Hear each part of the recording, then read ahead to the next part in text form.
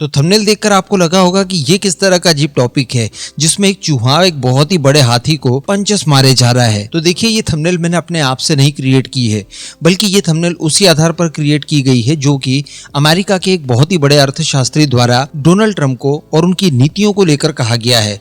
Trump के द्वारा जो भारत के ऊपर 50% तक के टैरिफ्स इंपोज कर दिए गए हैं, उसको लेकर यही कहा गया है कि मानो एक चूहा बड़े हाथी को पंचेस मार रहा हो। चलिए आगे डिस्कशन करते हैं क्या है मुद्दा, लेकिन आप बस इसी तरह की वीडियोस के लिए चैनल को सब्सक्राइब जरूर कर दीजिएगा। तो सबसे पहले तो यहाँ पर भारत द्वारा करके दिखा दिया गया। हम लोगों ने देखा कि इस नए फाइनेंशियल ईयर के फर्स्ट क्वार्टर में भारत की जो जीडीपी थी वो 7.8% की दर से बढ़ी और ये दुनिया में सर्वश्रेष्ठ मानी जा रही है।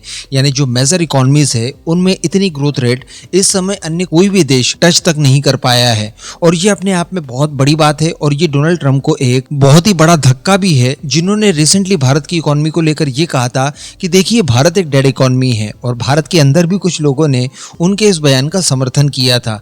अब भाई डेड इकोनॉमी दुनिया की मेजर इकोनॉमीज में सबसे ज्यादा तेज गति से आगे बढ़ रही हो तो हमें इसी तरह की डेड इकोनॉमी पसंद है और यही भगवान करे लंबे समय तक चलता रहे।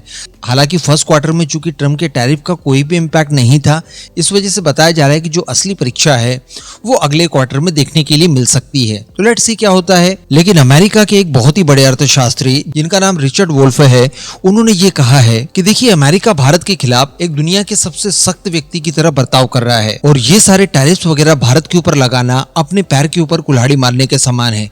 ऐसा लग रहा है मानो कोई चूहा हाथी को मुक्के मार रहा हो। अब आगे रिचर्ड वोल्फ की तरफ से ये भी कहा गया कि देखिए अगर अमेरिका भारत का रास्ता बंद कर देता है तो भारत अपने निर्यात के लिए अन्य स्थान ढूंढ लेगा और एक्चुअली इसके ऊपर काम शुरू हो चुका है। भारत के एक्सपोर्ट्स के ऊपर कोई ज्यादा इम्पैक्ट ना पड़े, इस वजह से हम लोग अन्य देशों की ओर देखना शुरू कर चुके हैं। साथ ही कहा कि भारत का इसके बाद ये जो कदम होगा ये ब्रिक्स को और ज्यादा मजबूत करने के लिए होगा।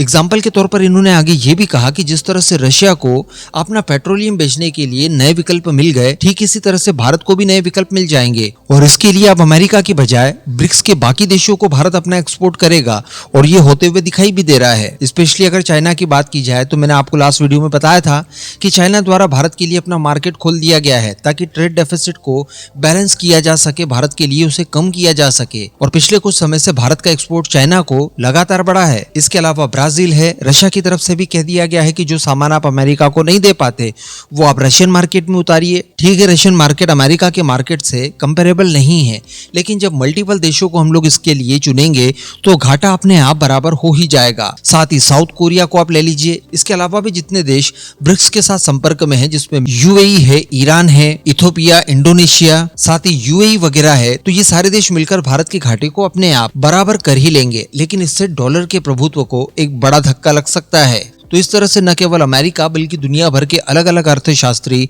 डोनाल्ड ट्रंप को इस बात के लिए बार बार चेताए जा रहे हैं। इवन रिसेंटली ये खबर भी निकल कर आई है कि ट्रंप के टैरिफ्स को एक बड़ा धक्का लगा है अमेरिकन जुडिशरी की तरफ से। अमेरिका के कोर्ट के द्वारा इन सब टैरिफ कार्रवाइयों को गलत ठहराया गया है।